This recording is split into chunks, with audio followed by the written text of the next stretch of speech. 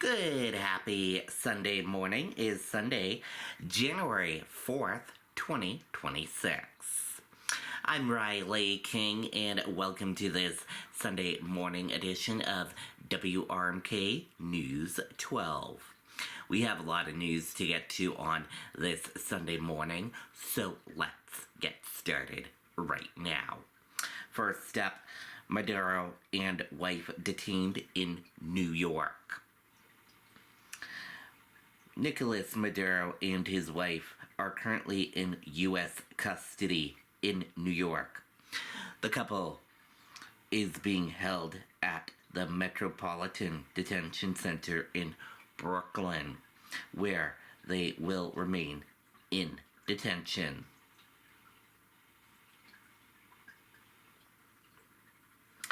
New Hampshire delegation raises alarm over U.S. airstrikes in Venezuela. Members of New Hampshire's congressional delegation are voicing sharp criticism and concern following airstrikes launched by the Trump administration against Venezuela on Saturday, questioning the legitimacy, strategy, and potential consequences of the military action. Rep. Maggie Goodlander criticized President Donald Trump for prioritizing foreign military action while Americans face economic hardship at home. In a statement, Goodlander said Granite Staters are struggling with a severe affordability crisis and questioned why the president is focused on running another country. Goodlander said the president's address to the nation failed to provide a credible explanation for what she described as a large-scale military operation ordered without congressional authority. She also challenged Trump's assertion that the United States would run Venezuela following the strikes, asking how such an approach would improve U.S. safety, reducing rising costs at home, or comply with constitutional limits on executive power. The United States Constitution entrusts Congress with war powers for a very good reason, Goodlander said, calling on the administration to immediately explain the motivation, legitimacy, and long-term plans surrounding the strikes, as well as the potential for further escalation. Senator Maggie Hassan echoed those concerns, warning against what she described as the risk of being drawn into another foreign war. Hassan said the president has not articulated a clear strategy or purpose for attacking a sovereign nation, a move she said could destabilize the Western Hemisphere and undermine a global rules-based order. While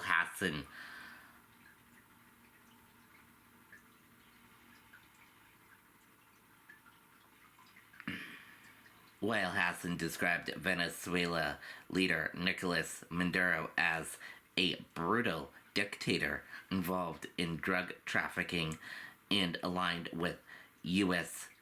adversaries, she said she has deep concern about the president's ultimate decision to launch a military operation without congressional approval or a defined exit strategy. Hassan also said she was praying for U.S. service members injured in the operation and for troops stationed around the world. Senator Jeanne Shaheen called the strikes a drastic military operation that she said contradicts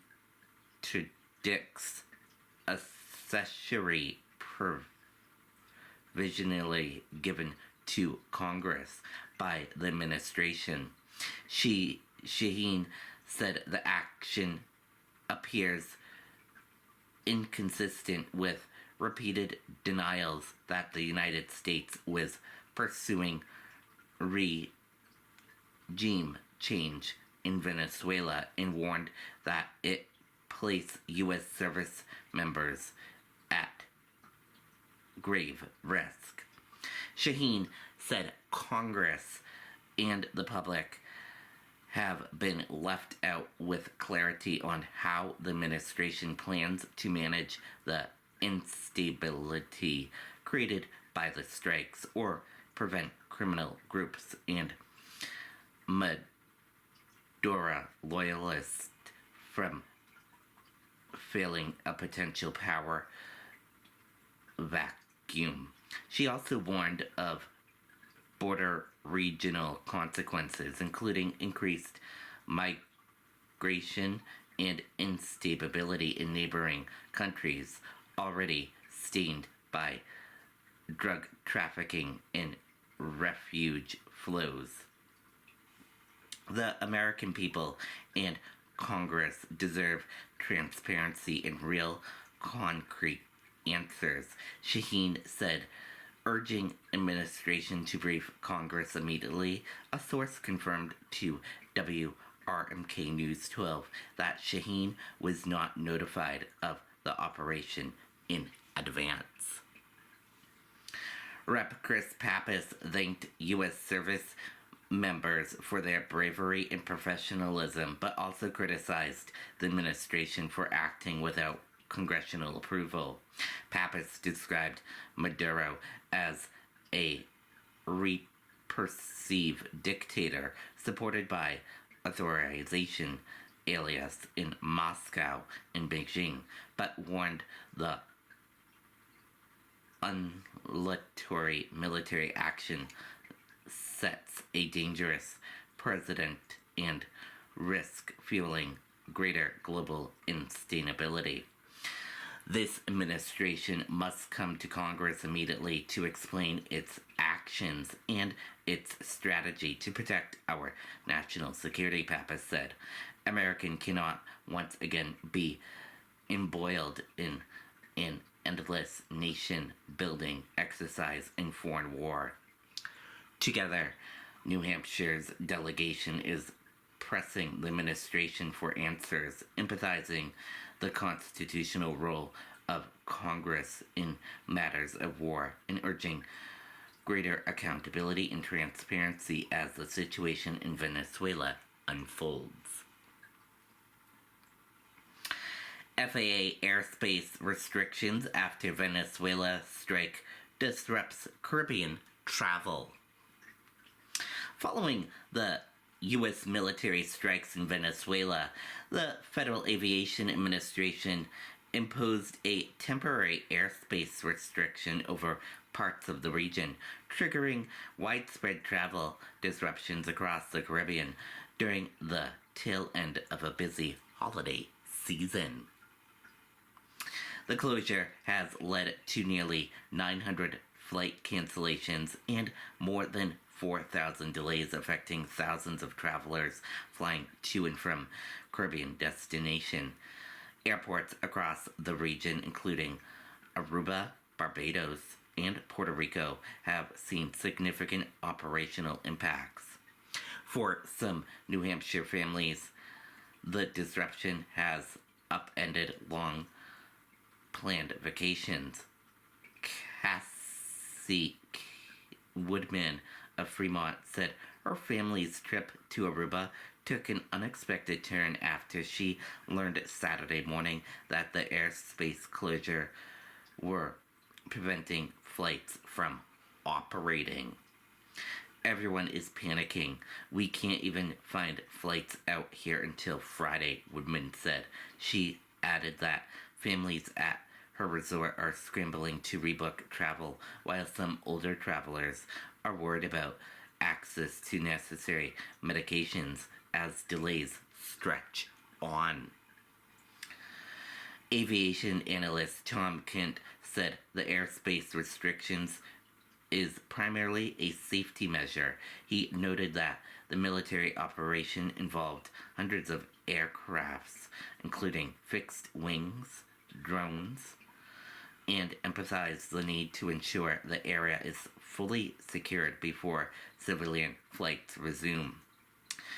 You want to get all of that cleaned up before you let civilian aircraft back into that airspace again, Kent said. Another Granite State family found their plans abruptly derailed before even leaving New England.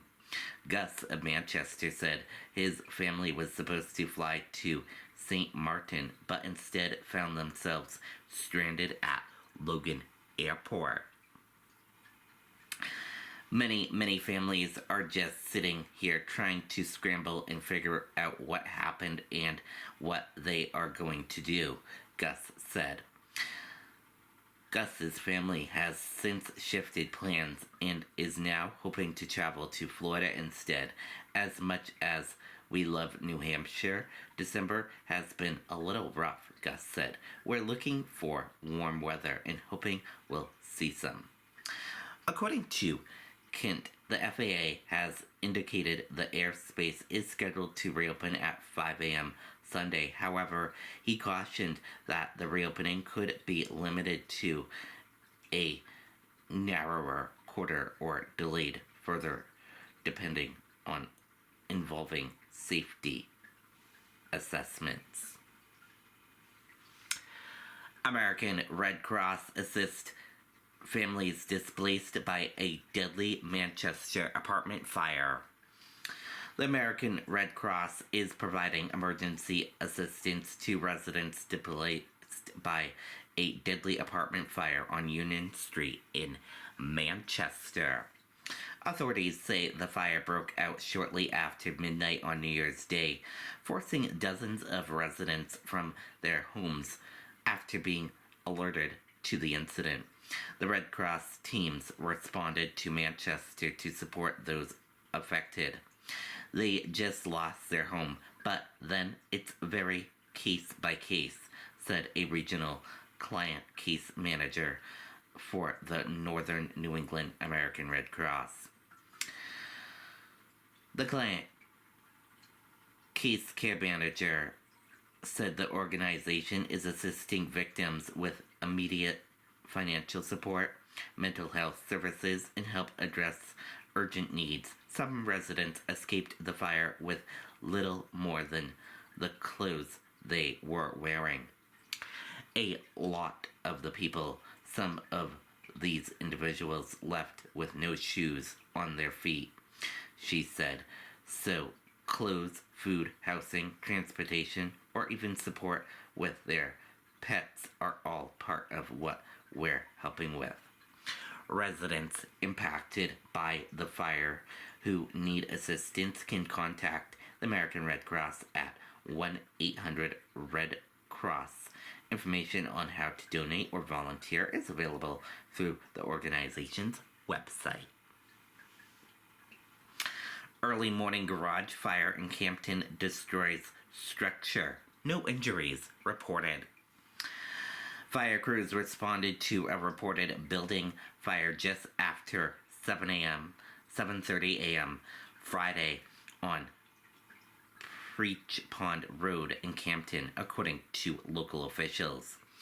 Initial reports indicated a detached garage was on fire. Within minutes, an off-duty member of the Campton Fire Department and New Hampton Fire Department Fire Chief both in the area at the time arrived on scene and found a large structure fully involved.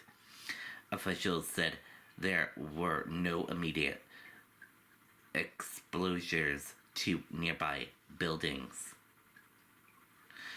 A first alarm was quickly requested, bringing in additional crews from surrounding communities, including Holderness Fire Department, Ashland Fire Department, and Waterville Valley Fire Department of Safety. Firefighters worked for approximately 40 minutes to bring the main body of the fire under control, then remained on scene for about 2 hours extinguishing hot spots. Crews faced challenging conditions due to bitter cold temperatures, which strained personnel and caused icing issues on hose lines and water discharges. Officials said water supply was established at a nearby bridge with assistance from the Waterville Valley Department of Safety, while additional apparatus shuttled water to support firefighting operations. Once the fire was fully extinguished, all responding companies were cleared from the scene and returned to service. No injuries were reported. The garage and its contents, including 2 vehicles and a large number of tools, were declared a total loss. The cause of the fire remains under investigation, but believed to be electrical in nature and not considered suspicious. And that does it for this Sunday morning edition of WRMK News 12. Thank you for tuning in and watching. Have a great rest of your Sunday, and I'll see you back here later on today for another broadcast.